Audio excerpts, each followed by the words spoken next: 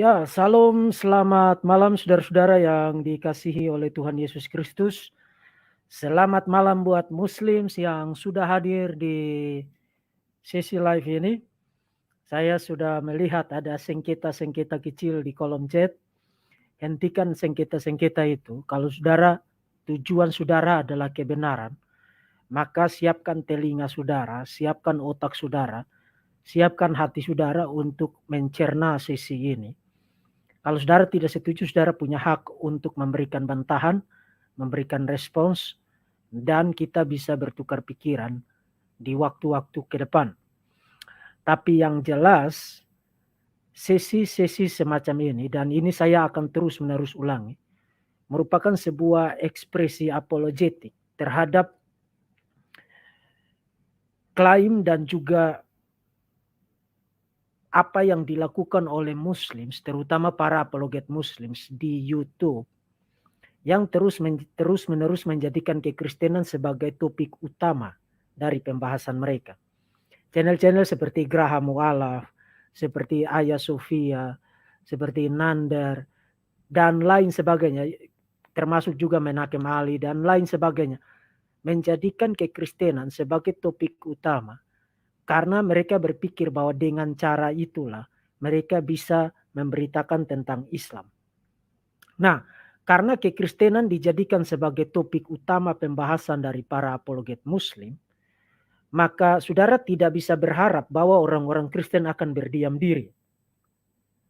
Kalau saudara terus-menerus mengoceh dan cerewet tentang iman orang lain, maka saudara pada saat yang sama ketika melakukan itu, saudara sudah membuka peluang, memberi hak malah kepada penganut agama lain, bukan hanya untuk memberikan jawaban defensif, tapi termasuk memberikan counter attack.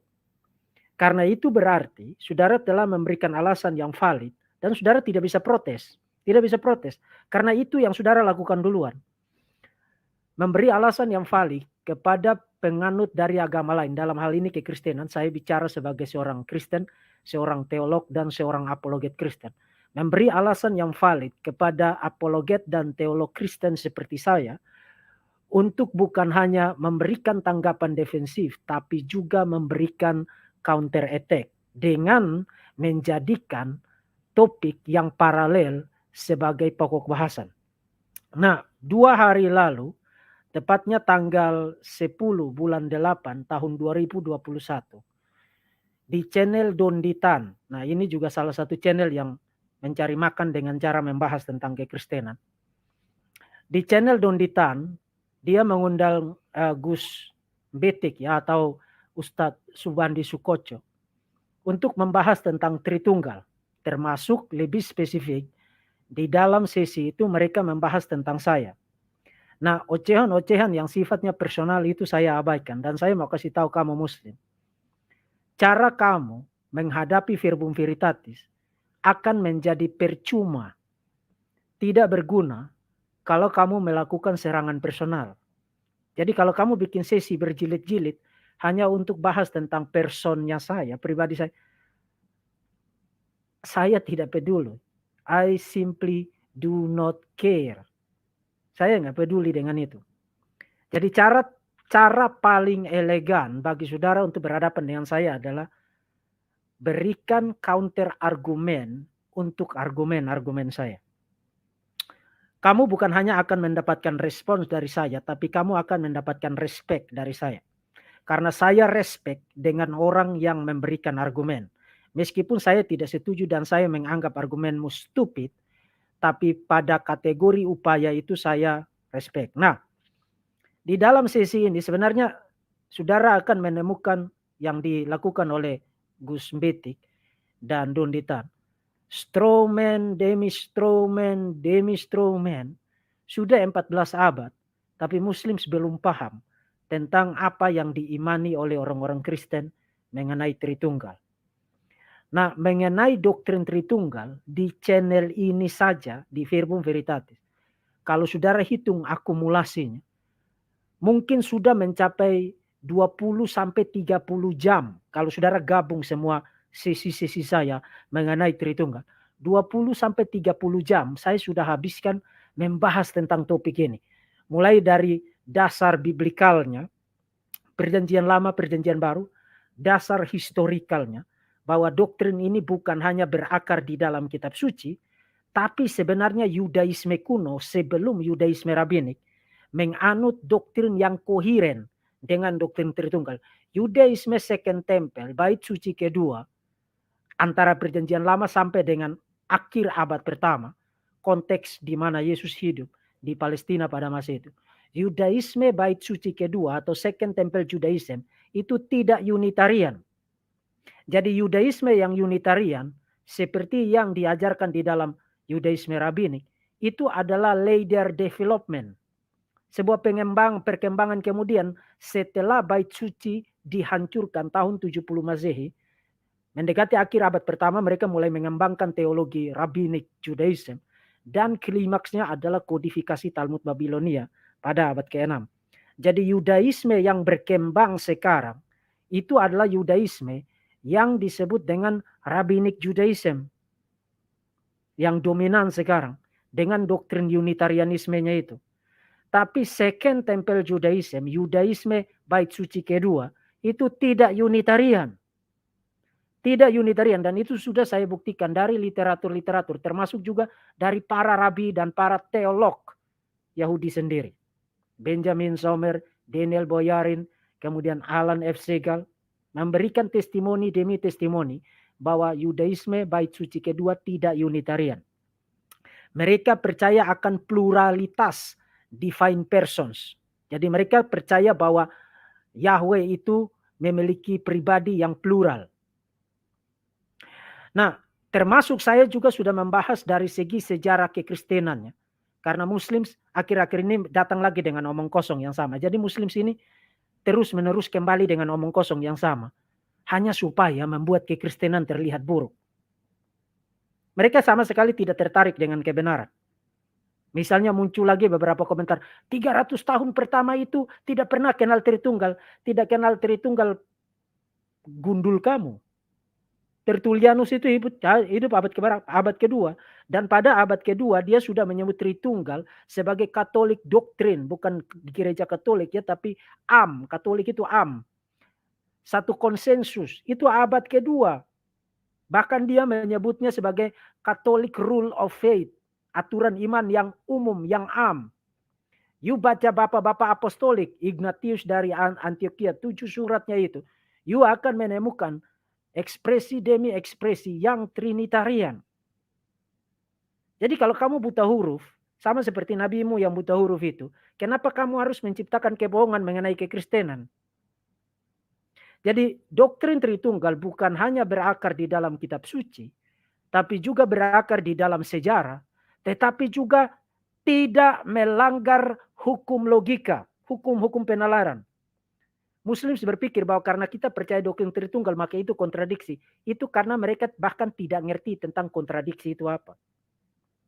Satu esensi 3 pribadi, mia usia tres hypostases, itu bukan merupakan kontradiksi.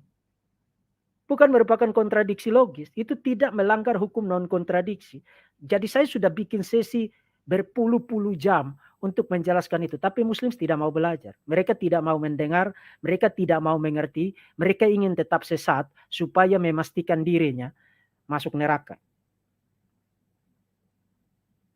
Nah, jadi malam ini saya tidak akan bahas tentang Tritunggal. Kalau saudara mau tahu penjelasan detail dan saudara pergi ke channel ini di playlist saya.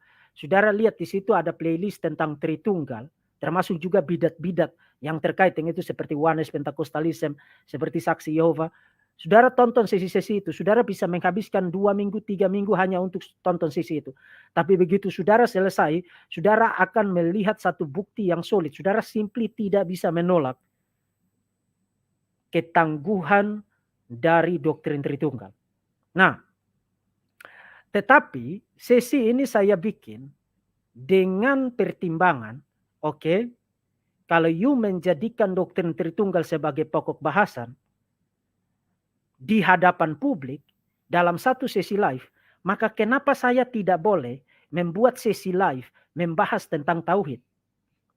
Bahkan saya akan jauh lebih berintegritas membahas tentang tauhid ketimbang Gus Betik yang tidak paham apa-apa tentang doktrin Tritunggal. Saya akan pergi kepada sumber-sumber Islamik, para scholar, Quran, hadis-hadis. Saya tidak akan menciptakan pandangan saya sendiri. Dan setelah saya mempresentasikannya secara akurat, baru akan saya hantam. Nah, Muslim tidak begitu. Mereka mulai membuka mulut tentang Tritunggal, itu sudah stroman, sudah salah. Jadi paham saja tidak, tapi sok-sok mau mengkritik Tritunggal.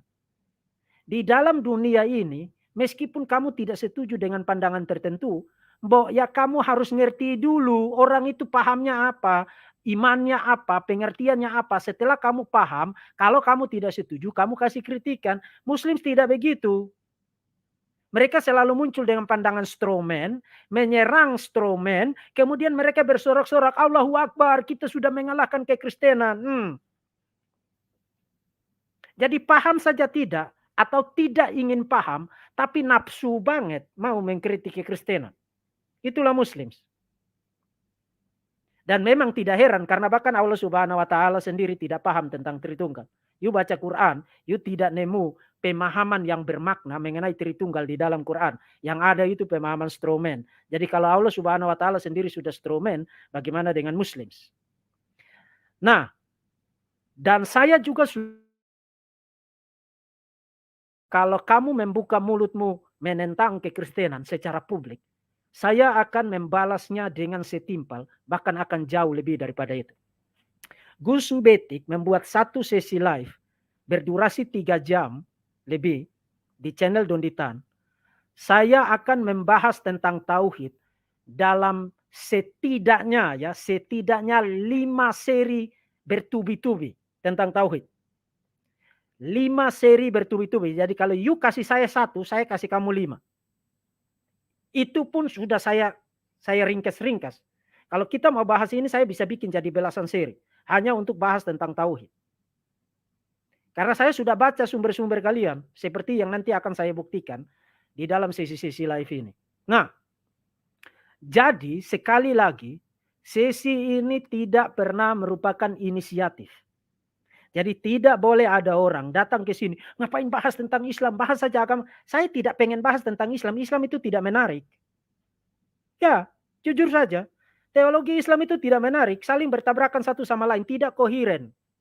Berkontradiksi satu sama lain. Tapi kenapa harus dibahas? Dibahas karena kamu bahas duluan agama saya, iman saya.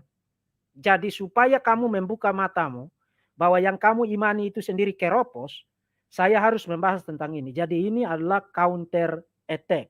Ini bukan serangan inisiatif, ini adalah counter attack sebagai respons atas sesi live dari Gus Betik. Nah, itu adalah komentar pengantar saya. Nah, untuk topik saya pada seri yang pertama ini, saya akan membahas tentang tauhid secara akademik.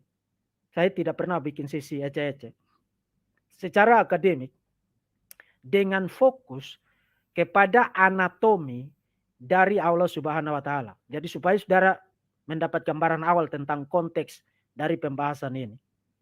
Di dalam tauhid, konsep tauhid, diskusi tentang atribut-atribut Allah, di attributes and the names, atribut-atribut dan nama-nama Allah, itu merupakan sesuatu yang sentral. Sesuatu yang sangat fundamental di dalam doktrin tauhid Islamik. Sangat fundamental. Nah, jadi kita akan pergi kepada atribut-atribut Allah, dan kalau kita mau bagi atribut-atribut Allah Subhanahu wa taala, kita bisa bagi ke dalam 2 kategori. Atribut-atribut metafisikal seperti pengetahuan, seperti keadilan, seperti kebenaran, seperti firman Allah. Dan itu atribut-atribut metafisikal ya. Dan atribut-atribut fisikal, karena Quran bicara tentang jari Tuhan, tangan Tuhan, wajah Tuhan dan lain sebagainya. Itu yang disebut dengan atribut-atribut atribut-atribut fisikal atau yang disebut dengan anatomi. Jadi malam ini saya hanya akan fokus kepada atribut-atribut fisikal atau anatomi Allah Subhanahu wa taala. Dalam seri kedua saya akan bahas tentang atribut-atribut metafisikal. Kemudian dalam seri-seri berikutnya saya akan lanjutkan dengan topik-topik yang lain di dalam doktrin tauhid Islamik. Jadi malam ini saya akan bahas tentang doktrin anatomi Allah atau atribut-atribut fisikal Allah Subhanahu wa taala, khususnya dari sudut pandang tradisionalis, Muslim yang tradisional sekali atau yang paling awal sekali atau yang disebut dengan kaum Atarian, Salafi dan Hanbali. Saya akan bahas dari perspektif mereka. Kenapa saya bahas dari perspektif mereka? Nanti alasannya saya akan kasih tahu di dalam poin-poin berikutnya. Jadi ini adalah topik tentang atribut fisikal atau anatomi Allah Subhanahu wa taala. Nah, sebelum kita ke topik lain, saya mau ingatkan begini, kalau saudara orang Kristen, saudara jangan mengasumsikan bahwa karena Alkitab mengatakan Allah adalah roh, Yohanes 4 ayat 24, God is spirit, saudara jangan mengasumsikan bahwa Allah Subhanahu wa taala itu roh. Tidak. Itu saja sudah langsung mengatakan kepada kita bahwa Allah Subhanahu wa taala bukan the God of the Bible, bukan Allah yang disingkapkan dan yang menyatakan diri di dalam Alkitab. Itu esensinya saja sudah beda. Allah Subhanahu wa taala itu bukan roh. Saya akan buktikan nanti. Dan Tuhan Yahweh yang menyatakan diri di dalam Alkitab adalah roh. Jadi itu saja sudah perbedaan yang sangat fundamental. Jadi ini kita bicara tentang dua kategori esensi ketuhanan yang completely berbeda. Saudara jangan mengasumsikan bahwa karena Alkitab bilang Allah adalah roh, maka Allah Subhanahu wa taala juga adalah roh. Tidak, itu bukan ajaran Islamik. Nah, sebelum kita bahas tentang anatomi Allah Subhanahu wa taala, mari kita membereskan dua kebohongan Muslim mengenai tauhid. Pertama, Muslim itu kalau jualan klaim tentang tauhid itu sederhana. Bahkan anak SD saja ngerti Tuhan itu satu. Simple. All the prophet, semua nabi mengajarkan demikian. Dan tauhid itu konsensus, disepakati secara bersama di dalam Islam. Mereka selalu jual kecap manis tentang Islam. Dan itu yang membuat saya heran. Kenapa kamu setiap jualan tentang agama kamu harus menciptakan omong kosong? Kenapa? Tauhid itu tidak sederhana. Dan in case kalau you tidak percaya, sebentar lagi saya akan share screen. Tauhid itu tidak sederhana, penuh kontroversi, bahkan bunuh-bunuhan. Begitu you menganut pandangan yang beda, kelompok yang satu bilang kamu kafir, kemudian darahmu itu halal.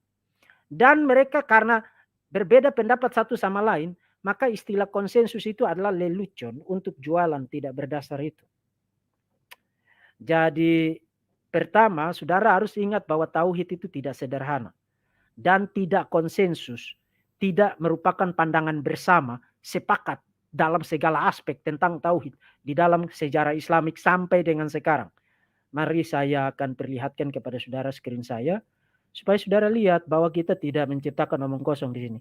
Poin-poin yang disampaikan itu harus dibuktikan. Oke.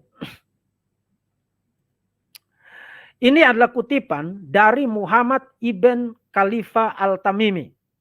Ini adalah big sheikh. Ya. Muhammad ibn Khalifah al-Tamimi. Dan al-Tamimi bilang begini.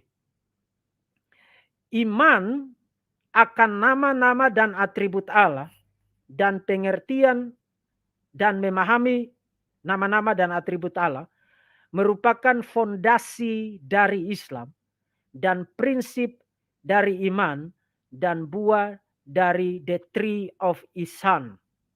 Artinya seperti yang tadi saya katakan, atribut-atribut dan nama-nama Allah Subhanahu wa taala merupakan sesuatu yang sentral, fundamental di dalam doktrin tauhid.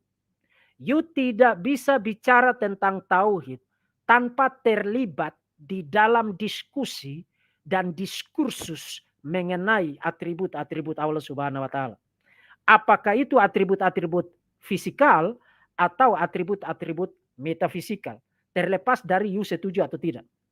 Tapi yang dikatakan oleh Al-Tamimi adalah tauhid itu tidak dapat didiskusikan tanpa mendiskusikan mengenai atribut-atribut Allah Subhanahu wa taala dan nama-nama Allah Subhanahu wa taala. Jadi saudara ingat poin itu. Kemudian setelah dia mengatakan demikian,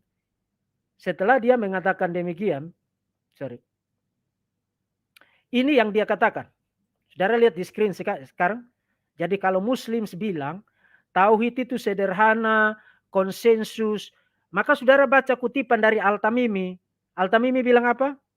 The realm, wilayah atau area tentang nama-nama dan atribut-atribut Allah dianggap sebagai salah satu dari yang paling berbahaya, area berbahaya, karena faktanya itu, maksudnya atribut-atribut dan nama Allah, telah menjadi subjek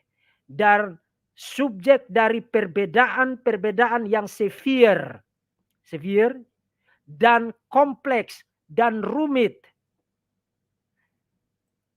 Jadi sederhana dari lubang tikus mana? Konsensus dari lubang tikus mana?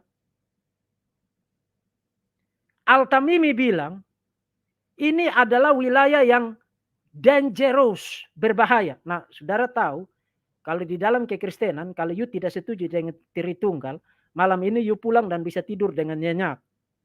Tapi kalau di dalam Islam, begitu you tidak setuju atau you berbeda pendapat dengan satu kelompok, mereka akan kasih cap kamu kafir, kemudian pulang dan mereka akan hunting kamu dan penggal kepala kamu. Ancam kamu, bungkam kamu, dan lain sebagainya. Itulah sebabnya Al-Tamimi bilang, ini adalah wilayah yang dangerous, yang berbahaya, dan severe. Diskusi-diskusi, perbedaan-perbedaan yang severe. Dan perbedaan-perbedaan yang kompleks. Severe, saudara tahu?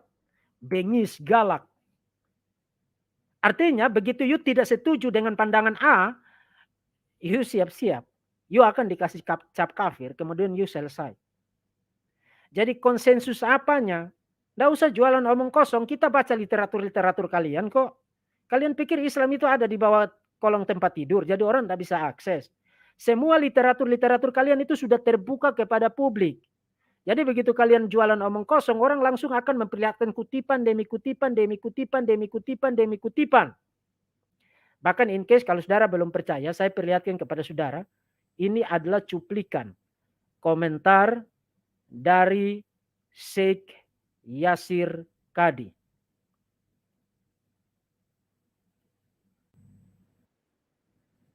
The topic at hand is actually the single most divisive topic in Islamic theological history.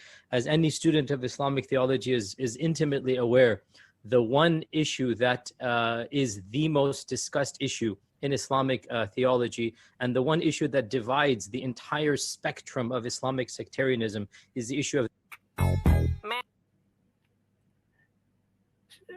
Sorry. May I have your attention, please? May I have your attention, please? The attributes of God. And this goes back to the very first century of Islam. Jadi saudara lihat sendiri apa yang dikatakan oleh Yasir Qadhi.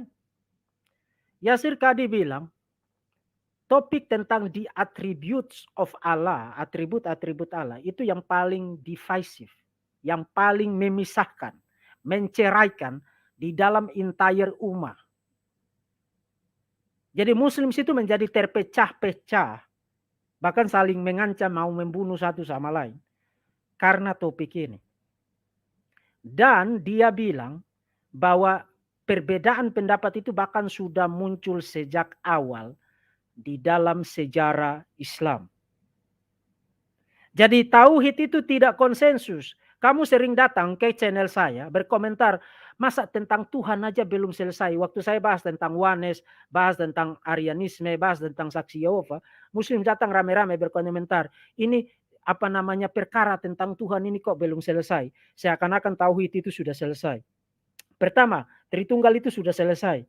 bahwa muncul bidat di sana sini itu karena mereka nakal, ingin muncul terus, ingin ngoceh terus. Itu sebabnya harus dijawab, bukan karena belum selesai.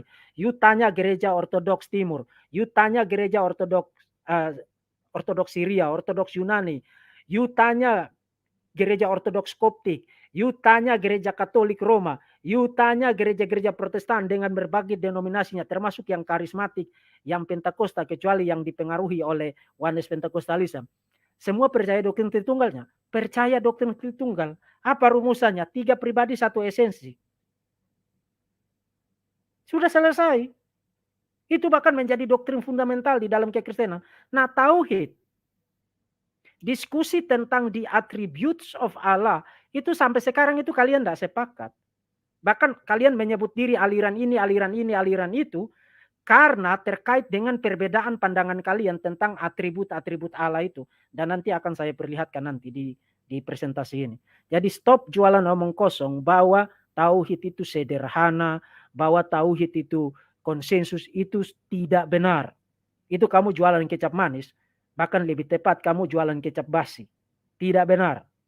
Karena para scholar kalian, para ulama kalian, para cendekiawan kalian sendiri mengatakan ini wilayah yang dangerous, yang severe, yang bengis, yang galak, yang kompleks, yang rumit, yang divisive, yang memisahkan, menceraikan entire ummah, keseluruhan umat muslim. Itu Yasir Qadhi. Itu Al-Tamimi. Nah, kemudian Muslim juga jualan ini. Tritunggal itu pagan, politeis, karena mereka tidak ngerti tentang Tritunggal. Makanya saya bilang mereka tidak ngerti. Makanya mereka waktu dengar tri di situ mereka langsung pikir ini politeis. Padahal mereka tidak lihat rumusan Tritunggal. Nah, kita tidak perlu jelasan itu. Saya sudah jelasan puluhan jam. Tapi mereka jualan klaim ini. Tauhid itu monoteisme paling murni, purest sense of monotheism.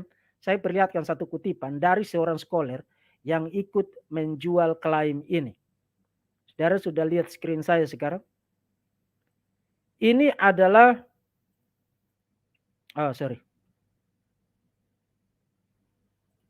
ya, ini adalah kutipan dari Zulfikar Alisah. Dia tulis satu karya tulis akademik diterbitkan oleh International Institute of Islamic Thought. The International Institute of Islamic Thought. Terbit 2012 dan dia menjual klaim ini. Ini saya kutip dari halaman 48. Tapi karena kutipannya agak panjang, maka saya bagi jadi 2 slide. Ini dari halaman 48. Ini yang dia katakan. Saudara lihat betapa luar biasanya orang-orang ini menjual klaim. Di dalam Islam, Allah itu unik ya, stands alone, transcendent dan majestic, mulia. Iman ini ditandai dengan satu monoteisme etis yang sangat strict, yang ketat dan tidak berkompromi. Yang signifikansinya adalah satu absolute oneness, satu kesatuan yang absolut. Unity, unitas, uniqueness, transcendent of God. Jadi in its highest sense, dalam pengertian dan dalam pengertiannya yang paling tinggi dan paling murni, dimaksudkan untuk mengeliminasi gagasan seperti politeisme, panteisme, dualisme, monolarti, henoteisme, triteisme, trinitarianism, dan indeed menolak setiap postulasi atau rumusan konsep mengenai partisipasi dari pribadi-pribadi di dalam Allah. Nah, apa yang dikatakan di dalam kutipan ini? Di dalam kutipan ini, menurut dia, henoteisme, trinitarianisme, dan lain sebagainya, itu bukanlah monoteisme yang murni. Karena yang paling pure dan yang paling tinggi pengertian monoteismenya adalah tauhid. Kemudian kalau saudara perhatikan di kalimat paling terakhirnya, mengeliminasi postulasi atau konsep tentang partisipasi pribadi-pribadi di dalam Allah. Maksudnya apa? Maksudnya bahwa Allah Subhanahu wa taala itu tidak seperti di dalam doktrin Tritunggal, satu Tuhan, satu kealahan, satu keilahian yang berkeberadaan dalam 3 pribadi yang berbeda. Allah Subhanahu wa taala itu tidak, one being, one person. Jadi satu mutlak. Itu sebenarnya disebut Unitarianisme. Itu di dalam kutipan yang pertama. Jadi di dalam kutipan ini yang ingin dikatakan oleh Zulfikar Ali-Shah adalah tauhidlah yang merupakan doktrin ketuhanan yang paling murni monoteismenya. Yang lain-lain itu ya tidak bisa dikatakan monoteisme yang paling murni.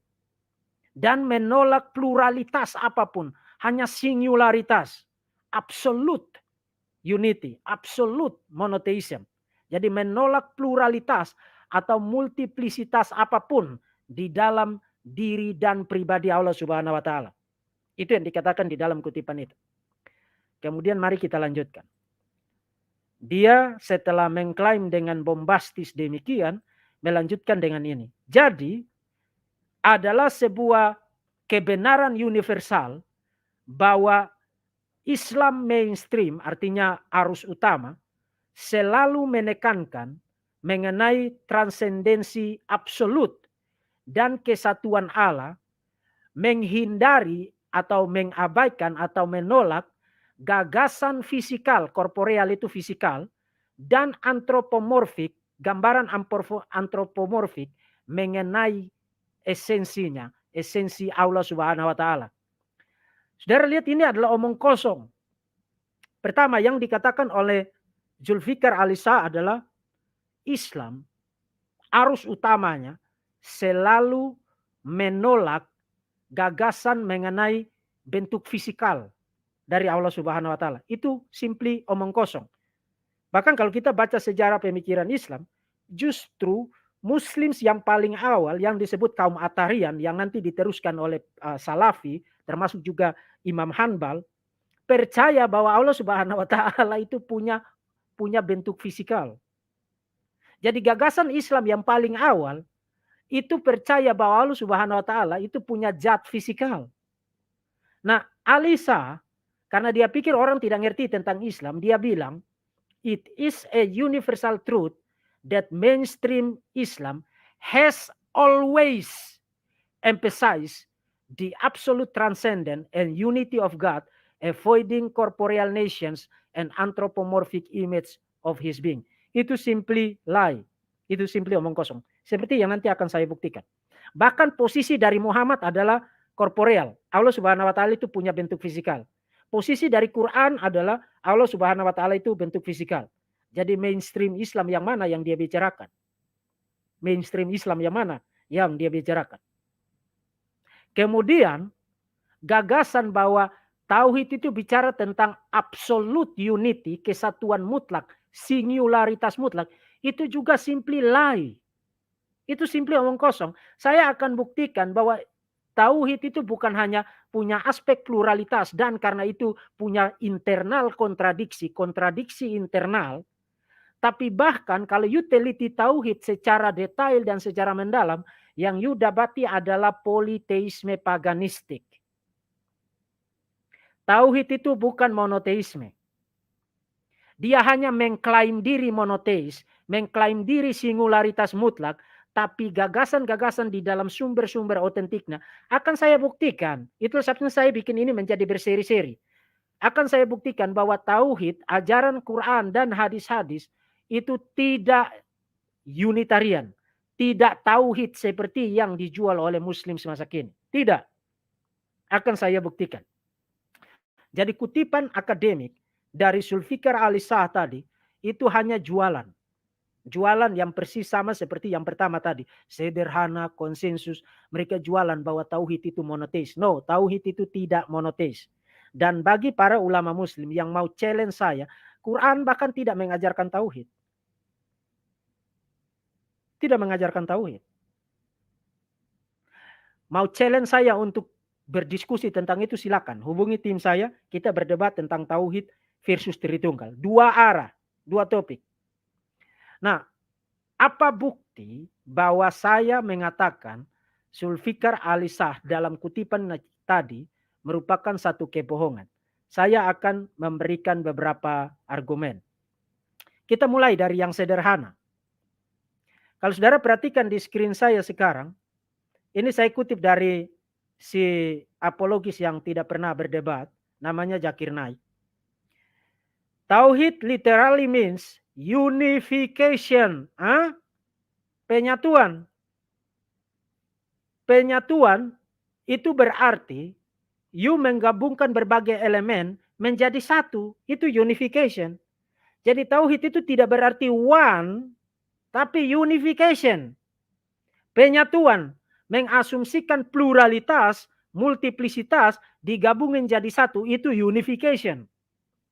Kemudian baca terus dari Zakir Naik. Menegaskan keesaan dan didapatkan dari kata kerja bahasa Arabik wahada yang berarti to unite, menyatukan, unify, consolidate. Jadi kalau sekarang you tanya Muslim, tauhid itu berarti apa? Tuhan itu satu. Simple, bisa dimengerti oleh anak kecil. Tapi apa arti tauhid?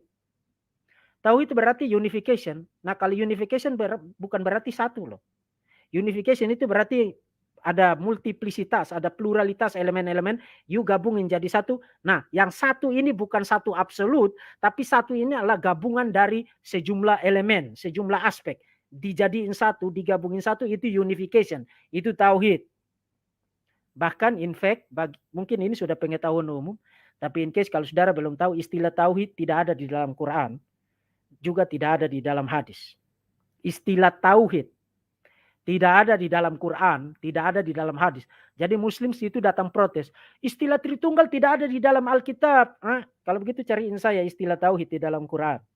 Cariin saya istilah tauhid di dalam hadis. You tidak nemu. Istilah ini baru muncul di dalam refleksi teologis dari cendekiawan Muslim di kemudian hari. Tapi istilah ini sendiri tidak ada di dalam Quran, tidak ada di dalam hadis-hadis. Dan istilah ini sendiri secara literal tidak berarti one, tapi unification, penyatuan. Jadi bagaimana ceritanya tauhid itu adalah absolute unity, absolute oneness, monoteisme yang paling pure, paling murni, paling highest, tertinggi pengertiannya. Bagaimana ceritanya? Dari segi istilah saja, istilah tauhid itu sendiri sudah menolak doktrin tauhid. Karena waktu kamu bicara tentang tauhid, kamu bilang Allah Subhanahu wa taala itu satu begini, satu. Tapi tauhid itu berarti apa? Tauhid itu berarti penyatuan. Penyatuan itu berarti kamu gabungin sejumlah elemen, gabungin jadi satu, itu satu. Jadi satu di situ bukan satu numerikal satu begini, tapi gabungan dari banyak hal. Itu istilah tauhid. Jadi dari segi basic saja, yang paling basic saja, dari level istilah saja, definisi tauhid itu sudah menolak doktrin tauhid. Itu baru level basic loh. Jadi saudara lihat, even para scholar mereka harus menciptakan omong kosong, menciptakan kecap manis. Padahal ketika kita pergi kepada yang basic-basic aja, dari pengertian istilah saja, udah langsung bubar. Jadi apanya lagi yang kamu mau bicara tentang Tuhan itu satu unitarian, satu apanya? Itu unification kok, satu apanya? Penyatuan kok. Dan in fact Quran memang mengajarkan unification, bukan satu. Bukan wahid, tapi unification. Kedua, tadi saudara ingat, Zulfikar Alisah mengatakan bahwa Islam mainstream selalu menolak gagasan mengenai korporeal dan anthropomorphic image, gambaran antropomorfik mengenai esensi Allah Subhanahu wa taala. Itu juga omong kosong. Tidak selalu menolak itu. Karena tadi saya katakan bahwa Islam yang paling awal percaya bahwa Allah Subhanahu wa taala itu punya bentuk fisikal, punya anatomi malah. Dan mereka membicarakan itu secara antropomorfik. Nah, itu berbeda dengan gambaran Alkitab mengenai antropomorfisme.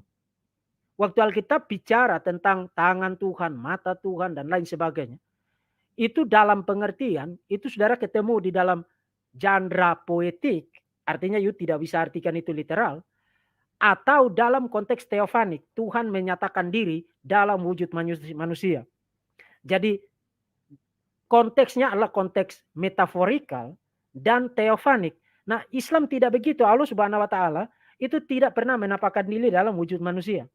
Kemudian Muslim yang tradisional menolak pembacaan metaforikal terhadap anatomi Allah. Mereka lebih prefer pembacaan yang literal, khususnya di kalangan yang tadi saya sudah sebut kepada saudara. Atari, Salafi, Hanbal. Jadi waktu Quran bicara tentang jari Tuhan, tangan Tuhan, wajah Tuhan, kemudian betis Tuhan, dua tangan kanan Allah Subhanahu, mereka terima itu literal. Makanya mereka juga sering disebut dengan kaum literalis. Artinya mereka membaca Quran dan Sunnah, hadis-hadis secara literal.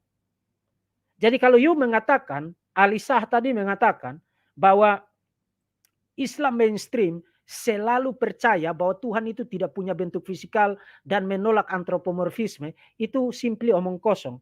Karena kita tahu tentang sejarah Islamik. Posisi paling awal di dalam sejarah Islamik itu korporeal dan antropomorfik. Seperti ya juga yang nanti akan saya buktikan dari Quran. Dan itu sendiri merupakan posisi dari Quran, merupakan posisi dari Sunnah. Nah, in case kalau saudara tidak percaya, saya akan perlihatkan kepada saudara satu rekaman dari seorang imam memberikan anatomi Allah Subhanahu wa taala. Jadi saya tidak menciptakan apa-apa. Ini bukan kesimpulan atau halusinasi saya, hayalan saya sendiri. Tadi saya bilang saya akan pergi kepada sumber-sumber kalian. Jadi saya membiarkan sumber-sumber kalian yang berbicara mengenai apa yang sedang dipresentasikan di sini. Saya tidak menciptakan apapun. Allah tells us, Ya akhi Nazri, that he's got a beautiful face. Nah, In Surah Al-Rahman, jadi dia bilang, dia kutip dari surat Al-Rahman bahwa Allah Subhanahu wa taala itu punya face, punya wajah. verse 27. Ayat 27. كل من عليها فان ويبقى وجه ربك ذو الجلال والإكرام. Everyone on it will perish. Everyone. But the face, listen carefully, the face of Allah, the what? The face of Allah Ta'ala. Jadi saudara lihat surat 55 yang dia kutip tadi mengatakan bahwa segala sesuatu akan hancur kecuali wajah Allah Subhanahu wa taala. Itu Quran sendiri yang mengajarkan begitu. You look confused, Nazri. You getting, is there a problem there? Sure? You understand what's going on? So what does this prove? That Allah has a finger or fingers. Ini dia bicara tentang Allah Subhanahu wa taala punya jari. Do you believe in that? Has Allah got fingers? Has he got fingers? Yes. He does? How do you believe in that? How do we believe? What do we believe? What is our explanation to that finger? Allah Ta'ala has a foot. Allah Subhanahu wa taala punya kaki. Have a foot, has a foot, ya. Does he not? Allahu Akbar. In another narration, in actual verse, it says that Allah Subhanahu wa Ta'ala has a shin. A what? A shin. Allah Subhanahu wa taala punya betis, punya sebuah betis. In Surah Al-Qalam, verse 42. Al-Qalam, verse 42. No more illustration or elaboration needed? Alhamdulillah. Allah Ta'ala says in Al-Qalam 42, يَوْمَ يُكْشَفُ عَنْ سَاقَهُ وَيُدْعَوْنَ إِلَى السُّجُودِ فَلَا يَسْتَطِيعُونَ. The day when the shin shall be laid bare. In according to a hadith in Bukhari, this shin is the shin of Allah. Jadi dia bukan hanya kutip dari Quran, tapi dia juga kutip dari hadis, dari Sahih Al-Bukhari, bicara tentang betis Allah Subhanahu wa taala. The hadith says that Muhammad said, Allah will lay bare his shin. Who? Allah. الله ليباه الشن. Again, we see that the shin refers to Allah Ta'ala. An example of this, Allah Ta'ala has a hand. Amran, does Allah have a hand? That Allah Subhanahu wa Ta'ala will fold all the heavens and take it by His right hand. And He will fold the 7 earths and take it by His other hand. Ya, jadi dia bicara tentang Allah Subhanahu wa Ta'ala punya tangan, dan dia kutip dari dari sunnah ya, dari hadis. What's the problem there, sister? No problem. Yes, it's clear and explicit. Any questions? Ya, Nah. perhatikan baik-baik pertanyaan dari student, murid yang ikut kelas ini kepada Amran. You say, Allah has 2 hands, but is it true that both hands are right hand? Very good. Nah, jadi student ini, murid ini tanya, tadi kamu bilang Allah Subhanahu wa Ta'ala punya 2 tangan. Tapi apakah benar Allah Subhanahu wa Ta'ala 2 tangannya itu sama-sama tangan kanan, keduanya itu tangan kanan? Good. Is it true that both His hands are right? Yes, it is true. Nah, apakah benar Allah Subhanahu wa Ta'ala punya 2 tangan kanan? Dia bilang, yes, it is true. Ya, itu benar. The hadith says very clearly that both His hands are right. Jadi dia kutip dari hadis bahwa kedua tangan Allah itu sama-sama tangan kanan. You're going to start getting confused, aren't you? Are you? Are you confused? You're not confused? Why are you not confused? By the other hand, it's actually very, very good derivative there. It's a good derivative, which likewise signifies 2 hands. Then Allah Ta'ala places His foot in hellfire. Clear indication that He has 2 hands. You must have a authentic source to prove these issues. You are not allowed to say Allah has this or Allah has that, whether it's the throne or the footstool or whatever, unless you have clear proof from the Quran and Sunnah. Ya, jadi saudara sudah lihat sendiri apa yang dikatakan oleh teolog muslim ini. Quran bicara tentang jari, tangan, wajah, betis Allah Subhanahu wa Ta'ala, punya 2 tangan kanan, mata, kita bisa tambahkan menjadi daftar yang sangat panjang. Dan mereka membaca semua ekspresi itu secara literalis. Artinya mereka tidak berupaya menafsirkan itu secara metaforikal. Mereka menerima secara literal karena prinsipnya itu begini. Apa yang dikatakan di dalam Quran itu adalah cara Allah Subhanahu wa Ta'ala menggambarkan tentang dirinya. Nah, kalau Allah Subhanahu wa Ta'ala bilang dia punya jari, punya tangan, punya mata, punya wajah, punya betis, kemudian punya 2 tangan kanan, siapa kamu yang datang kemudian, oh enggak, itu artinya lain, itu bukan tangan. Tidak bisa. Karena Quran itu adalah dari Allah Subhanahu wa Ta'ala. Allah Subhanahu wa Ta'ala sendiri yang kasih tahu tentang dia itu bagaimana. Termasuk mereka percaya bahwa apapun yang dikatakan oleh Muhammad itu bersifat revelatori, bersifat pewahyuan. Maka ketika Muhammad bicara tentang jari Allah Subhanahu wa Ta'ala, tangan Allah Subhanahu wa Ta'ala yang 2-duanya tangan kanan, dan lain sebagainya, betis Allah Subhanahu wa Ta'ala, mereka bilang itu Muhammad tidak berbohong. Muhammad mengatakan kebenaran. Jadi Allah Subhanahu wa Ta'ala bilang begitu, Muhammad bilang begitu. Sebagai muslim yang baik, kamu harus percaya begitu. Itu posisi tradisional. Dan itu posisi dari Muhammad, posisi dari Quran, posisi dari muslim tradisional sebelum nanti muncul kontroversi pada abad ke-8 ketika muncul kaum Mutazilah yang menolak atribut-atribut Allah Subhanahu wa Ta'ala dan percaya bahwa atribut-atribut itu created, diciptakan. Kemudian nanti baru melahirkan mazhab atau madhab atau aliran-aliran teologi yang lain di dalam sejarah Islamik. Jadi tidak benar bahwa mainstream Islam selalu menolak gagasan tentang bentuk fisikal dari Allah Subhanahu wa Ta'ala. Tidak benar.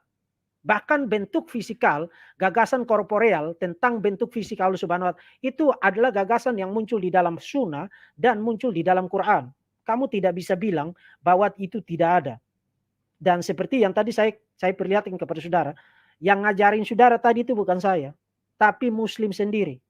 Pengajar Muslim sendiri di dalam kelas dia ngajarin itu.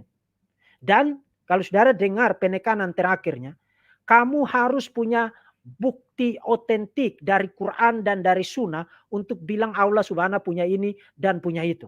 Kamu tidak bisa ciptakan sendiri. Dan kalau Quran bilang dia punya jari, punya wajah, punya kaki, punya termasuk hadis-hadis juga, punya 2 tangan kanan, punya betis, kamu siapa yang bilang dia tidak ada bentuk fisikal? Kamu siapa? Jadi Allahmu sendiri dan nabimu sendiri menggambarkan tentang Allah Subhanahu wa taala sebagai physical being, makhluk fisikal yang punya tangan, punya wajah, punya betis, 2 tangan kanan dan seterusnya, punya jari dan seterusnya. Dan itulah sebabnya juga di dalam teologi Islam muncul doktrin bila kaif. Bila kaif itu apa? Bila kaif itu berarti without asking how. Nah, apa maksudnya? Tanpa bertanya bagaimana. Apa maksudnya? Maksudnya itu begini.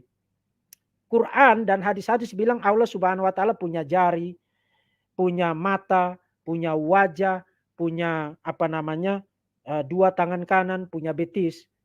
Tapi bagaimana menjelaskan dan bagaimana melihat kaitan itu dengan esensi Allah Subhanahu wa taala? Mereka bilang bila kaif, I don't know. How? I don't know. Saudara bahkan hanya perlu ketik di YouTube ini kata kunci Allah has 2 hands. You akan muncul video yang banyak sekali dari para syekh, dari para imam yang mengafirmasi apa yang saya katakan di sini. Ini zaman teknologi. Saudara bisa cek sendiri. Saudara bisa cek sendiri. Mereka menolak untuk memberikan penjelasan lebih lanjut karena mereka bilang Allah Subhanahu wa taala hanya sebut begitu tapi tidak memberikan penjelasan. Jadi kita tidak boleh lebih pintar dari Allah Subhanahu wa taala. Allah Subhanahu wa taala bilang begitu kita percaya tapi kita tidak boleh memberikan penjelasan tentang bagaimana itu semua. Maka without asking how, bila kaif. Bila kaif. Jadi problem demi problem, semua runtutan argumen ini memperlihatkan pernyataan bahwa Islam tidak percaya mengenai Allah Subhanahu wa taala yang punya bentuk fisikal dan selalu punya bentuk fisikal. Itu adalah pernyataan yang completely misleading, menyesatkan dan tidak benar, kebohongan. Posisi Quran, posisi Sunnah, termasuk Muslim yang awal, kaum Atari, Salafi, Hanbal, percaya Allah Subhanahu wa taala punya bentuk fisikal, punya tubuh fisikal, punya anatomi. Seperti yang tadi saudara dengar sendiri. Dan saya bisa perlihatkan rekaman demi rekaman, video demi video dari para syekh, para imam sendiri yang mengajar demikian. Termasuk Zakir Naik juga percaya demikian. Tapi Zakir Naik akan selalu bilang begini, jangan membayangkan jari Allah itu seperti jari kamu, kaki Allah, betis Allah itu seperti betis kamu, wajah Allah seperti wajah kamu. Itu tidak relevan. Persoalan apakah persis seperti punya saya atau tidak, yang jelas you percaya bahwa Allah Subhanahu wa taala punya bentuk fisikal, punya anatomi. Punya anatomi. Dan hari ini saya akan ajak saudara untuk melihat bahwa Allah Subhanahu wa taala sendiri menyatakan bahwa dia bukan makhluk spiritual, dia bukan roh, tapi zat padat, solid, seperti yang saudara lihat di judul video ini. Istilah solid itu bukan istilah dari saya, jadi saudara tidak boleh marah-marah. Istilah solid itu berasal dari dalam Quran, termasuk istilah watermelon itu juga bukan dari saya, itu dari Big Daddy di dalam sejarah Islamik. Nanti akan saya buktikan. Jadi saudara mungkin pikir saya bermaksud ngejek saudara kan di judul ini kan, padahal tidak. Istilah-istilah ini berasal dari Quran dan istilah-istilah ini berasal dari para teolog Muslim sendiri. Seperti yang nanti akan saya buktikan. Mari kita buktikan apa yang tadi saya katakan. Oke, saudara sudah lihat lagi screen saya sekarang? Oke. Ya. Allah Subhanahu wa taala, the man God or the watermelon. Mari kita mulai. Kalau saudara perhatikan di screen sekarang, ini adalah Quran surat 112, surat Al-Ikhlas, ayat yang kedua, yang saya kasih bold. Ayat pertamanya mengatakan, katakanlah dalam kurung Muhammad, dialah Allah yang Maha Esa. Jadi bicara tentang keesaan Allah di situ. Kemudian ayat kedua, Allah tempat meminta segala sesuatu. Allah tidak beranak dan tidak pula diperanakan, dan tidak ada sesuatu yang setara dengan Dia. Ini surat Al-Ikhlas ayat yang kedua. Nah, nanti di dalam sesi berikut saya akan kembali lagi kepada surat ini ketika para penolak atribut fisikal Allah itu menggunakan ayat ini untuk berargumentasi bersama dengan surat 42. Tetapi untuk presentasi kali ini, saudara perhatikan lagi ayat yang kedua yang saya kasih bold putih. Allah tempat meminta segala sesuatu. Kalau saudara perhatikan terjemahan berbahasa Inggris dari ayat 2, saudara akan perhatikan sangat beragam, sangat variatif. Arbery menerjemahkannya God, the everlasting refuge. Yusuf Ali, Allah, the eternal absolute. Kemudian Ahmed Ali, God, the immanently indispensable. Kemudian Muhammad Habib Sakir, Allah is he on whom all depend. Jadi mereka sangat variatif menerjemahkan ayat yang kedua. Saudara tahu kenapa? Saudara tahu kenapa?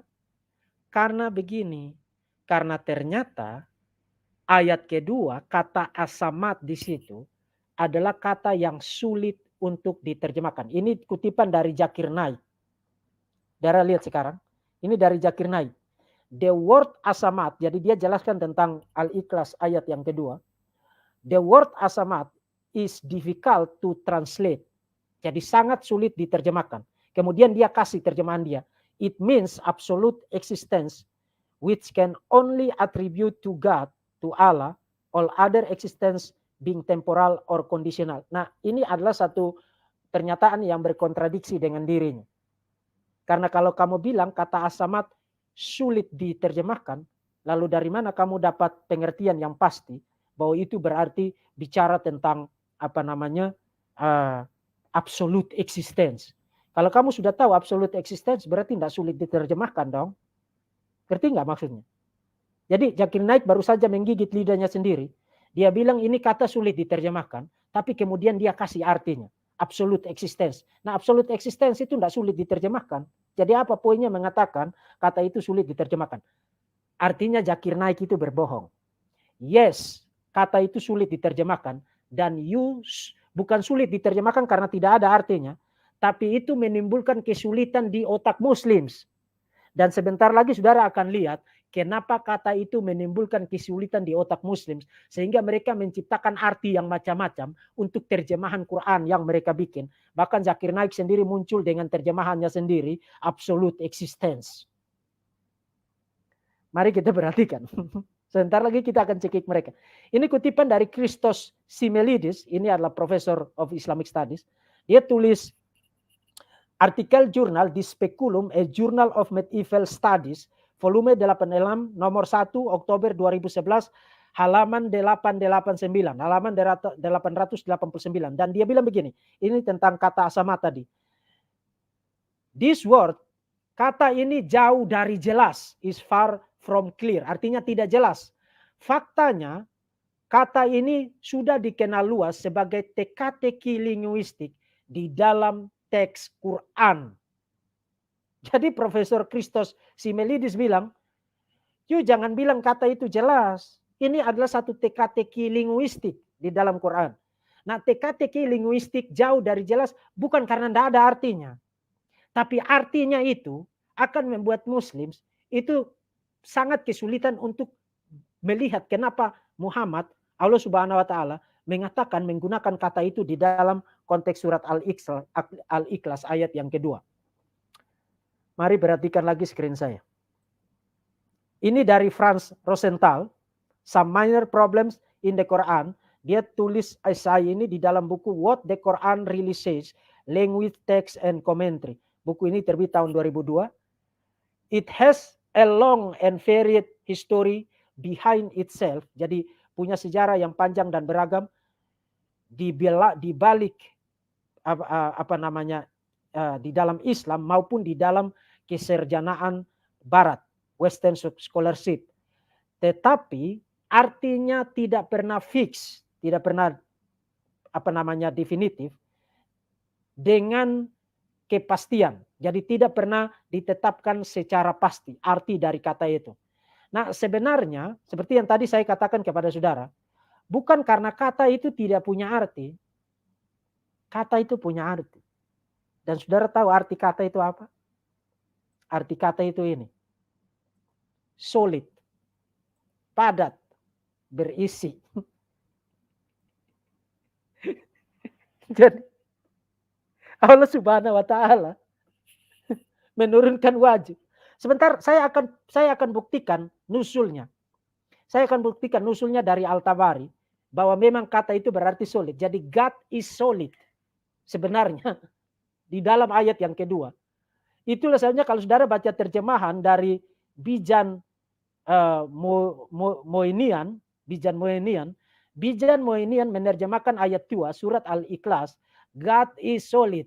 Allah itu benda padat, Allah itu berisi. Oke, saudara kalau tidak percaya, mari kita pergi kepada Al-Tabari untuk mendapatkan, pergi kepada Al-Wahidi untuk mendapatkan konteks historikal dari ayat tersebut. Ini saudara sudah lihat sekarang. Ini dari Al-Wahidi. Asbab al-Nusul. Qatada al-Dahak Mukatil berkata, sekelompok orang Yahudi pergi kepada Muhammad dan berkata kepadanya, gambarkan kepada kami tentang Tuhanmu.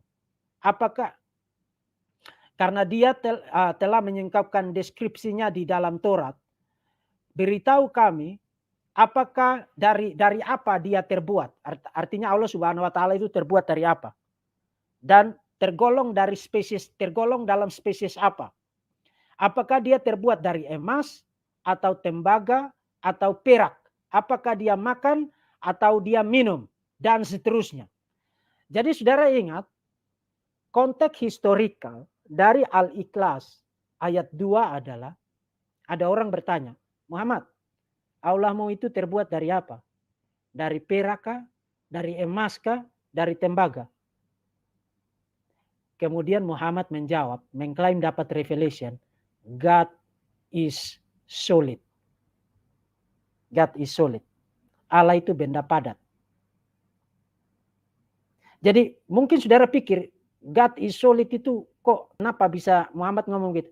Karena ada nusulnya, ada historical konteksnya. Orang tanya tentang Muhammad, Tuhanmu itu terbuat dari apa? Lalu Muhammad bilang, God is solid. Allah itu benda padat, berisi. Dan bukan hanya dari Al-Wahidi, tapi kita punya bukti juga dari The History of Al-Tabari. Saudara lihat screen-nya sekarang. Saya sendirikan rujukan tentang referensi ini. Karena nanti kutipan ini sangat panjang. Ini dari The History of Al-Tabari. Diterjemahkan oleh Franz Rosenthal. Volume pertama halaman 262. Saudara bisa cek. Halaman 262. Ada cerita tentang ketika Allah Subhanahu wa taala baru. Jadi ini cerita dari Masih bin Har kemudian Amar bin Hamad Al-Sudi, Abu Milik, Abu Sulihin, Ibn Abbas. Jadi ini cerita bahkan sampai bisa ditarik ini narasi atau cerita ini bisa ditarik sanadnya sampai kepada Ibn Abbas. Jadi ini bukan sekadar satu cerita yang you bisa bilang, itu tidak benar. Itu menurut itu sanadnya itu sampai kepada Ibn Abbas. Dan Al-Tabari mencatat bahwa ketika Tuhan selesai menciptakan Adam, jadi Tuhan belum memberikan napas kehidupan kepada Adam. Adam itu diciptakan dari tanah liat. Mari kita baca saja.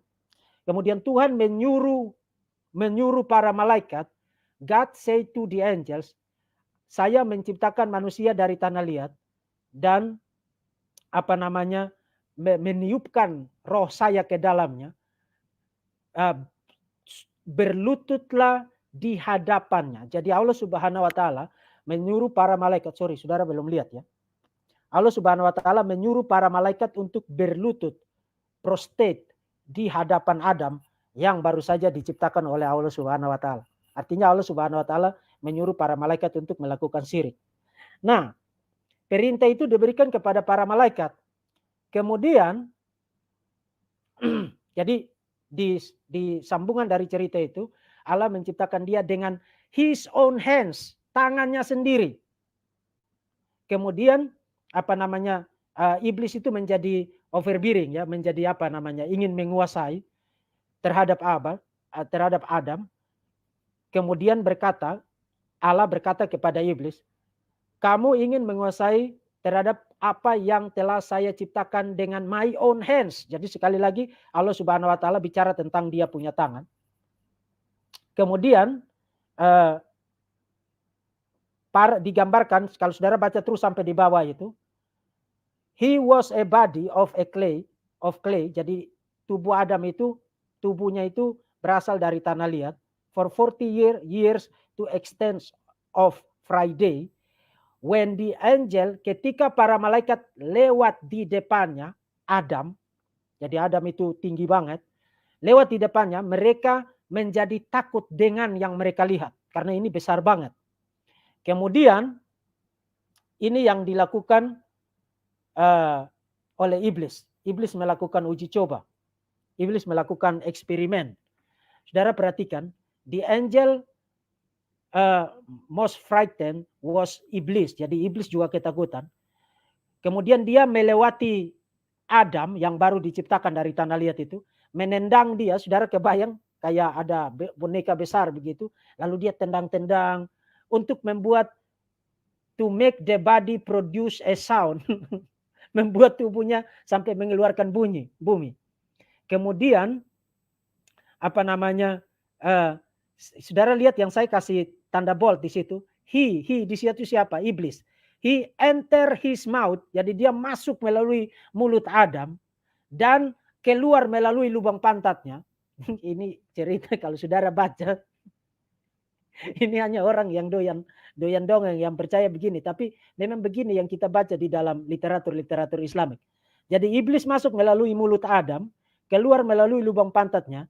Kemudian dia berkata kepada para malaikat, jangan takut, don't be afraid akan yang satu ini. Jangan takut kepada yang satu ini. Maksudnya Adam itu, yang dia baru masuk dari mulutnya, keluar dari lubang pantatnya. Karena for your Lord is solid. Sedangkan yang satu ini, itu punya lubang di tengah. Hollow.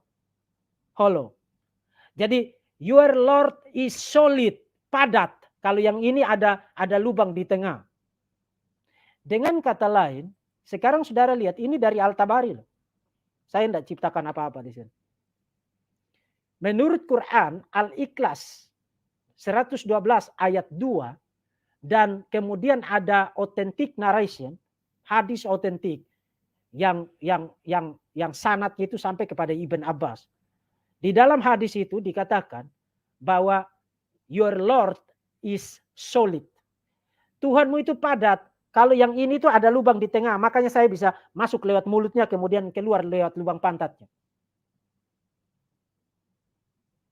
Nah, itu berarti gambaran-gambaran tentang Allah Subhanahu wa taala punya jari, punya dua tangan kanan, punya betis, punya wajah adalah gambaran-gambaran yang koheren dengan bagaimana Allah Subhanahu wa taala menggambarkan tentang tubuhnya.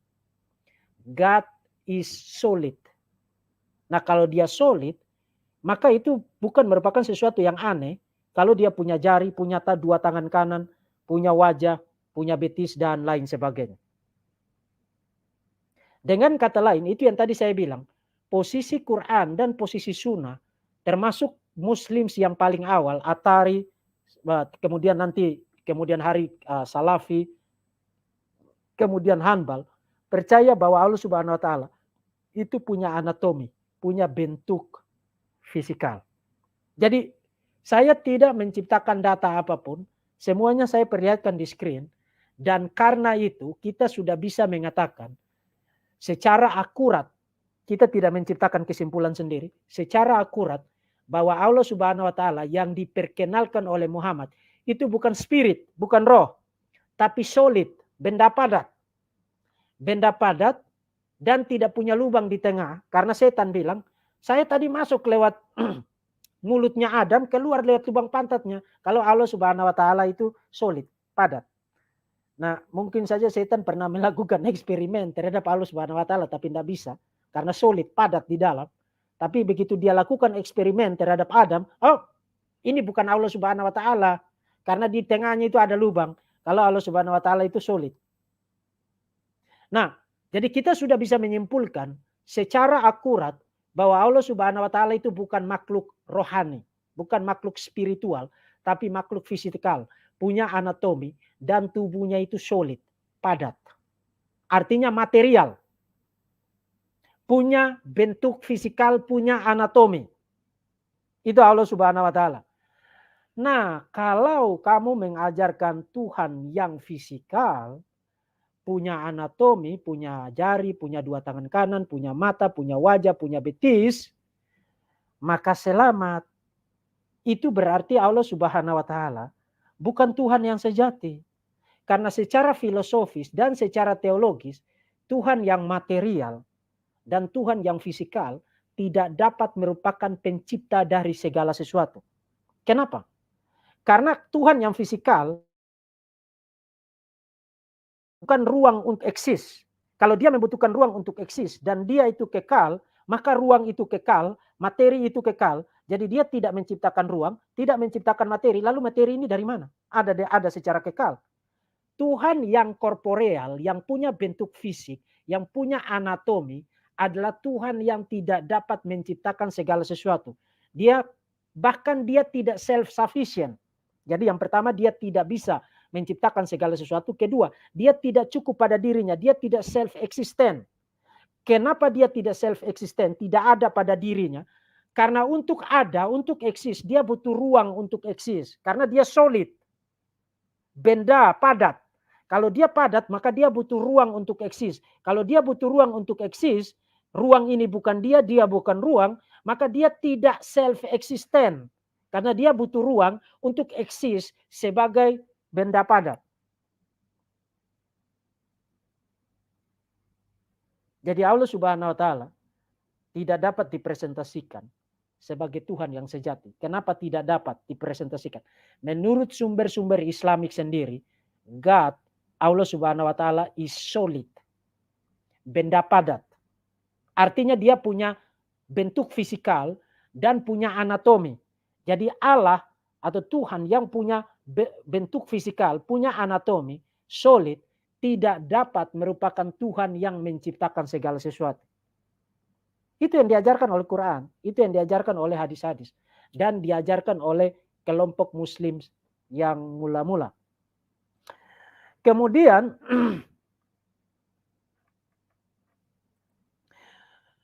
kalau saudara perhatikan bagaimana mereka menggambarkan anatomi Allah Subhanahu wa taala, bukan mereka ya, tapi Quran dan hadis-hadis. Saya tidak tahu bagaimana membahasakan ini supaya saudara tidak tersinggung. Tapi makhluk fisikal yang punya dua tangan kanan itu tidak menarik. Ya, sorry to say, tidak bermaksud menghina, tidak bermaksud mencela. Tapi itu yang kita baca di dalam hadis-hadis. Dan saudara dengar sendiri, Muslim juga mengajarkan begitu. Allah Subhanahu wa taala punya dua tangan kanan, tidak pernah dikatakan dia punya tangan kiri. Dan Muslim yang literalis bilang, you tidak bisa bilang Allah punya ini kalau tidak dikatakan. Artinya kalau tidak dikatakan Allah Subhanahu wa taala punya tangan kiri, maka you tidak bisa bilang Allah Subhanahu wa taala punya tangan kiri. Karena sunnah, hadis-hadis hanya mengatakan Allah Subhanahu wa taala punya dua tangan kanan, maka you hanya boleh mengatakan Allah Subhanahu wa taala punya dua tangan kanan. Nah, makhluk yang punya dua tangan kanan tapi tidak dikatakan punya tangan kiri.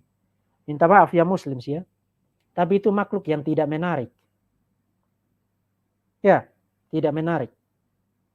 Dan Saya tidak akan menjual hidup saya untuk percaya makhluk yang demikian. Kamu ini kan menjual Islam itu tidak mengatakan apa adanya. Sampai kita yang harus pergi kepada sumber-sumber kalian untuk mengatakan itu kepada kalian. Coba kalian pergi berdakwah, kemudian Allah yang saya beritakan adalah Allah yang punya 2 tangan kanan. Siapa yang akan percaya sama kamu?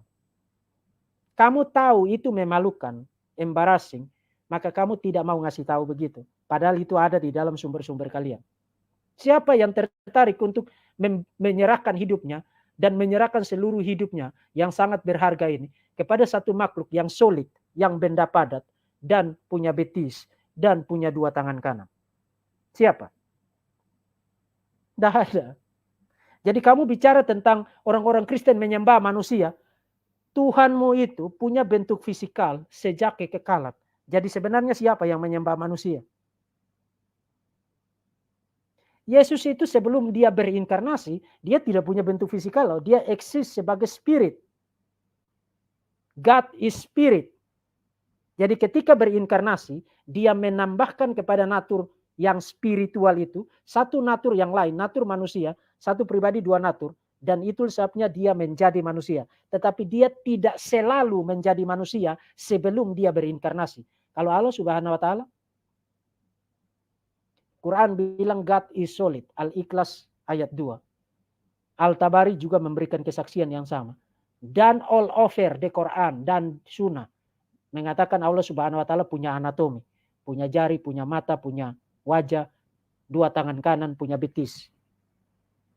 Kalau Allah Subhanahu wa taala kekal, maka dia eksis secara kekal dengan solid, tubuh padat, punya anatomi seperti yang tadi sudah disebutkan satu persatu.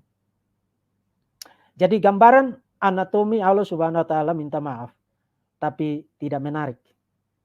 Tidak menarik.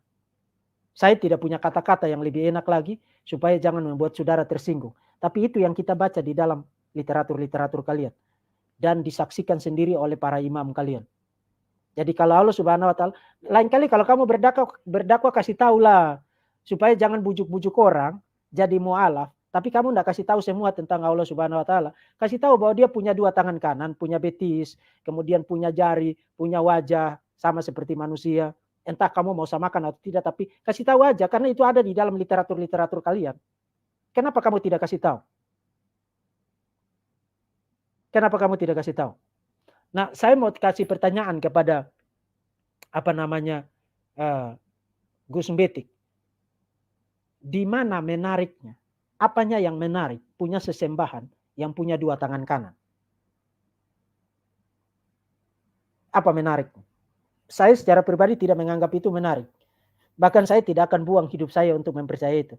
Tapi karena kamu percaya itu, sekarang saya tanya kamu, apa menariknya? Apa yang bikin kamu tertarik menyerahkan hidupmu untuk makhluk yang demikian? Tanpa bermaksud menghina ya, tapi itu yang kita baca di dalam literatur-literatur kalian. Dan bukan hanya itu. Bahkan saudara ingat, tadi saya kutip dari Zulfikar Alisah. Kenapa Zulfikar Alisah, nanti saya akan bahas di dalam sesi berikut. Tapi kenapa Zulfikar Alisah kemudian ambil posisi, saya tidak mau percaya Allah Subhanahu wa taala itu punya anatomi, punya bentuk fisikal. Kenapa dia tidak mau percaya? Karena begini. Dari lihat di screen saya sekarang. Anthropomorphic concepts and corporeal depiction of the divine are perhaps among the leading factors of modern atheism. Jadi dia sadar akan implikasinya. Kalau Allah Subhanahu wa taala adalah satu-satunya Allah yang benar, tapi ternyata dia itu solid, benda padat, punya jari, punya tangan dan lain sebagainya, punya anatomi, maka dia pasti tidak bisa menjadi pencipta dari segala sesuatu. Maka kesimpulannya apa? Tidak ada Tuhan.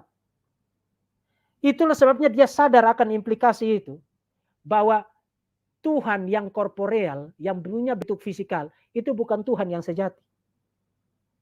Dan kalau orang menolak Tuhan yang punya bentuk korporeal, punya bentuk fisikal, maka alternatifnya apa? Alternatifnya adalah leading to atheism, memimpin kepada ateisme.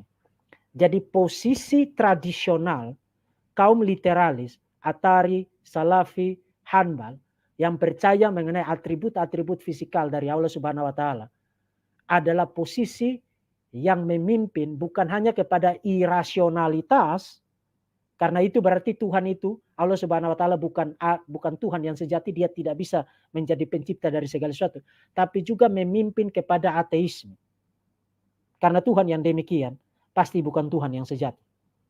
Nah, di dalam seri berikutnya saya akan, kalau saudara muslim yang tidak percaya Allah Subhanahu wa Ta'ala tidak punya bentuk fisikal, tenang, saya masih punya beberapa seri untuk kamu. Jadi sekarang untuk mereka yang percaya bahwa Allah Subhanahu wa Ta'ala itu punya bentuk fisikal. Yang tidak percaya begitu jangan bersorak. Karena nanti di dalam seri berikutnya akan saya pergi ke sana. Khususnya saya akan bahas tentang atribut-atribut metafisikal dari Allah Subhanahu wa Ta'ala. Nah, saudara-saudara yang dikasihi oleh Tuhan Yesus Kristus. Jadi saudara lihat tauhid ini itu hanya jualannya saja yang bagus. Jualannya saja yang bagus. Tapi begitu saudara menyelami ke dalamnya, membedanya secara teliti, detail, baca literatur Islamik, baca sumber-sumber otentik Islamik, yang saudara lihat adalah kekacauan demi kekacauan demi kekacauan. Gus Betik bilang begini, Tritunggal itu hanya bisa hidup di dalam dogma, tapi tidak hidup di dalam logika. Sekarang saudara, saya percaya itu adalah strawman mengenai Tritunggal. Tritunggal adalah representasi doktrin yang koheren secara logis, dan itu bisa dibuktikan. Tapi tauhid seperti yang saudara lihat presentasinya malam ini, dari posisi tradisionalis adalah posisi yang memimpin kepada absurditas. Jadi menggunakan istilah dari Gus Betik sendiri, tauhid hanya hidup di dalam dogma, di dalam doktrin, di dalam teologi Islamik yang berkembang kemudian, tetapi tidak dapat hidup di dalam logika dan di dalam kenyataan. Oke, saudara-saudara, saya sampai di sini. Nantikan seri berikutnya ketika saya bahas tentang atribut-atribut metafisikal dari Allah Subhanahu wa Ta'ala. Sampai jumpa lagi dan Tuhan memberkati saudara-saudara sekalian. Salam.